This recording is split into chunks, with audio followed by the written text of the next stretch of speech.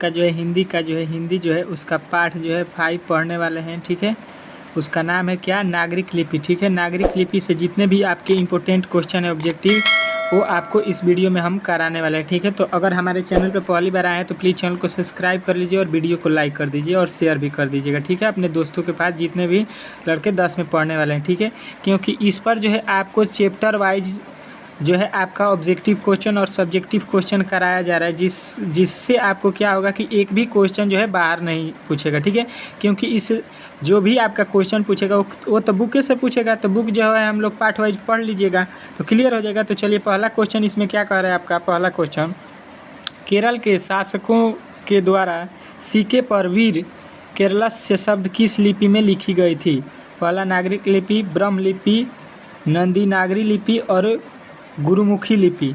तो इसमें से आप लोग उत्तर बताइएगा क्या कि नागरिक लिपि में लिखा गया था। ठीक है, चलिए अगला क्वेश्चन देखिए आपके सामने यहाँ पे आ चुका है। क्या कह रहा है आपका दूसरा क्वेश्चन, नागरिक लिपि शीर्षक निबंध के निबंधकार लेखक मतलब कौन है, कौन लिखे हैं, गुणाकर मूले, रामचंद्र शुक्ल, डॉक्टर भोलानाथ तिवारी और बाबूराम सक्सेना। ठीक है, तो आपको बताना है गुणाकर मूले जो है इस पाठ के लेखक हैं नागरिक लिपि के। ठीक है, दूसरा का आंसर पहला हो जाएगा। ठीक है, चलिए अगला क्वेश्चन देखिए तीसरा कह रहा है, नागरिक लिपि शीर्षक पाठ किस पुस्तक से ली गई है।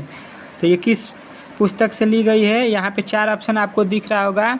तो आप लोगों को बताना है कि अक्षर कथा से जो है ये नागरिक लिपि पाठ जो है लिया गया है। ठीक है, चलिए अगला क्वेश्चन आपके सामने यहाँ पे आ रहा है। क्या कह रहा है अगला क्वेश्चन कि हिंदी के आदि कवि कौन है, आदि कवि के नाम से किसे जाना जाता है। यहाँ पे 4 ऑप्शन दिया गया है। ये मोस्ट वीवीआई क्वेश्चन है, बहुत बार ये पूछ चुका है। ठीक है, तो आप लोग बता दीजिएगा सरहद पाद। ठीक है, ये ऑप्शन नंबर ए जो है आपका राइट हो जाएगा। चलिए अगला क्वेश्चन देखिए आपके सामने यहाँ पे आ चुका है। कह रहा है परमार शासक भोज कहाँ के रहने वाले थे। परमार शासक भोज कहाँ के रहने वाले थे ये आपको बताना है। ठीक है, तो आप लोग बता दीजिएगा धारा नगरी के कहाँ के रहने वाले थे परमार शासक।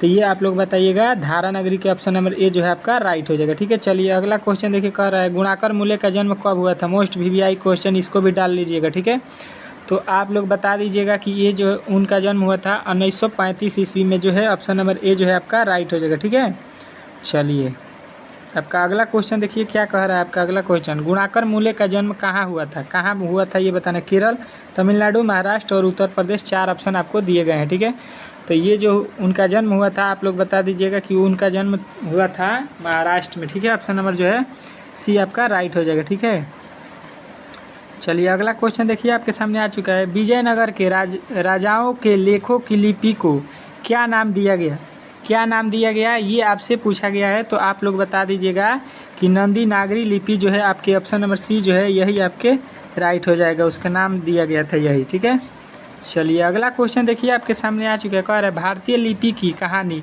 किनकी प्रसिद्ध रचना है।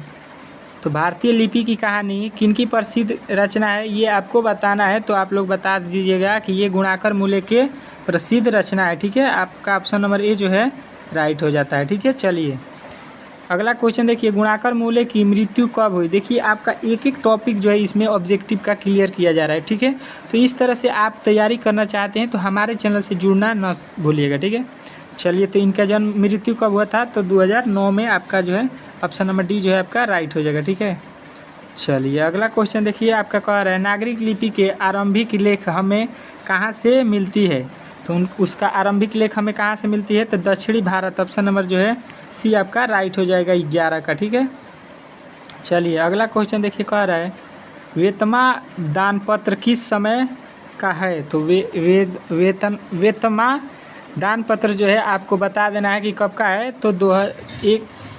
1020 ईस्वी का है, ऑप्शन नंबर ए जो है आपका राइट हो जाएगा। ठीक है, चलिए अगला क्वेश्चन देखिए आपके सामने यहाँ पे आ चुका है। क्या कह रहा है आपका 13 नंबर, कह रहा है आपका 13 नंबर क्वेश्चन, उत्तर भारत में नागरिक लिपि के लेख कब से मिलने लगे, कब से मिलने लगे। तो आप लोग बता दीजिएगा कि ये 8वीं सदी से मिल रहा था। ठीक है, ऑप्शन नंबर ए जो है आपका राइट हो जाएगा। ठीक है, अगला क्वेश्चन देखिए आपके सामने आ चुका है। कह रहे हैं निबंध के लेखक हैं इस निबंध के लेखक कौन है, ये आपसे पूछा गया है। जो ये है नागरिक लिपि, इसके निबंध के लेखक कौन है, तो गुणाकर मूल्य हैं। आपको मालूम होगा, इस पाठ के लेखक पहले भी हम लोगों ने पढ़ लिया है।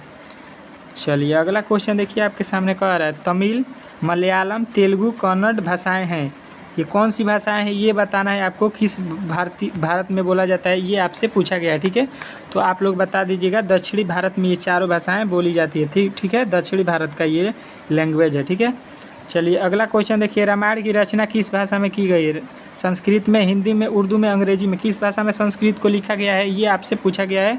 तो आप लोग बता दीजिएगा कि संस्कृत जो है उसी भाषा में लिखा गया है रामायण को। ठीक है, ऑप्शन नंबर ए जो है आपका राइट हो जाएगा। चलिए अगला क्वेश्चन देखिए, नागरिक लिपि शीर्षक पाठ साहित्य की कौन विधा है, कौन सी विधा है, ये आपको बताना है। यहाँ पे 4 ऑप्शन आपको दिया गया है। ठीक है, तो आप लोग बता दीजिएगा इसका क्या हो जाएगा। ये जो है एक निबंध है नागरिक लिपि। ठीक है, चलिए अगला क्वेश्चन देखिए, आपके सामने आ चुका है। 18 नंबर कह रहा है कि दक्षिणी भारत की नागरिक लिपि क्या कहलाती है।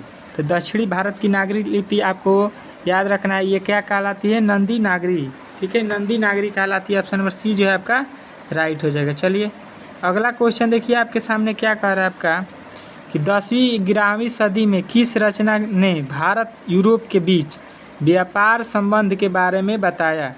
तो आप लोग बता दीजिएगा, ये जो हुआ था ऑप्शन नंबर सी पदावत जो है आपका ऑप्शन नंबर सी जो है राइट हो जाएगा। ठीक है, चलिए अगला क्वेश्चन देखिए, आपके सामने यहाँ पे आ चुका है। कह रहा है दक्षिणी भारत में द्रविड़ भाषा परिवार की कौन सी भाषा सबसे अधिक प्रचलित है। तो आपको याद रखना है ये कौन सी भाषा है, तो तमिल भाषा। ऑप्शन नंबर ए जो है आपका राइट हो जाएगा। ठीक है, चलिए अगला क्वेश्चन देखिए, आपके सामने यहाँ पे आ चुका है 21 नंबर क्वेश्चन। कह रहा है ईसा की 14वीं 15वीं सदी के विजयनगर के शासकों ने अपनी लेखों की लिपि को कहा, क्या कहा, ये आपसे पूछा गया है। तो ये क्या कहे, ये नंदी नागरी लिपि कहा गया। ठीक है, चलिए इस पार्ट का अंतिम क्वेश्चन और लास्ट क्वेश्चन, दोहा कोश किसकी रचना है, ये आपसे पूछा गया है। तो आप लोग बता दीजिएगा ये किसकी रचना है, सरहद पाद की रचना है। ठीक है, ऑप्शन नंबर ए। यहाँ पे 22 क्वेश्चन इस पार्ट से बने थे, मोस्ट वीवीआई क्वेश्चन।